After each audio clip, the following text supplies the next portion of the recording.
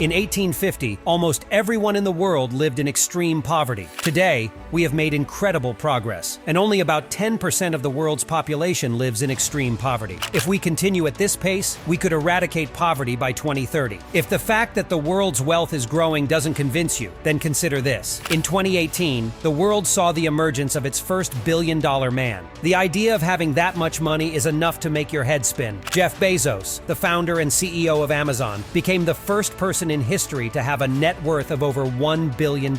His wealth grew at an unprecedented rate thanks to the success of Amazon. The company's stock price more than doubled in 2017, and Bezos' stake in the company increased by $35 billion.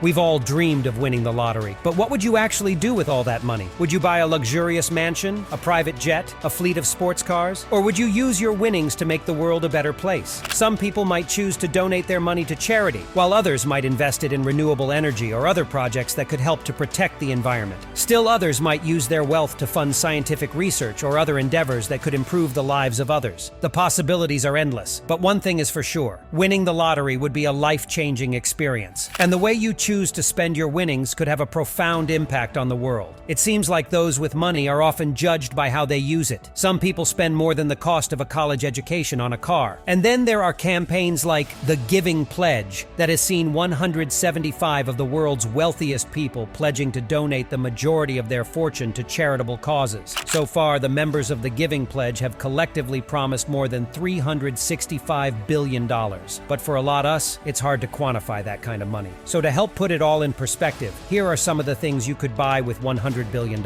You've been thinking about that dream vacation for a while, and now you can finally go wherever you want, for as long as you want. But what does it really mean to travel in style? Well, for $100 billion, you could buy around 250 Boeing 747s, in other words, establish your own private airline. But if you're seriously considering a kingly existence, why not buy an entire country? With a GDP of $90 billion, you could practically own Costa Rica. While you're busy turning the world into a monopoly board, why not add another game to your collection? With $100 billion, you could furnish a real version of the classic board game, Battleship, with the cost of 2 small fleets each with its own aircraft carrier. Coming in at about $50 billion, it's up to you how much you want to spend on fuel, ammo, and personnel. With just half of your fortune, you could buy the world's largest royal domain, the Palace of Versailles, with its 700 rooms, 600 paintings, 400 sculptures, and 1,400 fountains. In fact, you'd still have enough left over for the White House, estimated $400 million,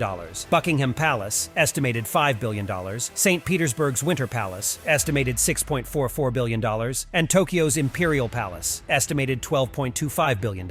Or you could just buy the Louvre and all its contents for a modest $45 billion. But if art isn't your thing, how about sports? With the average cost of an American football franchise at $1 billion, you could own every team in the NFL and have enough left over to buy all teams in the MLB, the NHL, and the English Premier League. But while you might call that a win-win, it's important to remember that for some people, $1 billion in the bank is not just a reality, but a serious responsibility. $100 billion is enough money to put roughly 757,000 students through American colleges for 4 years. You could triple America's proposed foreign assistance budget for 2019, offering 3 times the amount of food, medicine, and security to a wider range of recipients in over 100 countries. Considering that it would only cost an estimated $60 million to save the Great Barrier Reef, think how far $100 billion could take us along the path of sustainable living and environmental protection. Of course, we could always diversify and tackle several world issues at once. A team of some of the world's top economists claimed that an annual investment of $3 billion could reduce malnutrition in the developing world by 36%, saving over 100 million children from starvation each year. On top of that, an additional $2 billion every year towards agricultural research and development would not only increase global food security, but also protect biodiversity and prevent deforestation. These are trends that could only become more cost-effective as they continue to be funded. It may seem like a sad reality to consider that money really does make the world go round, but that doesn't mean we have to think selfishly. Put towards a good cause, money can make a world of difference, lifting people out of poverty and stimulating growth, education, and innovation.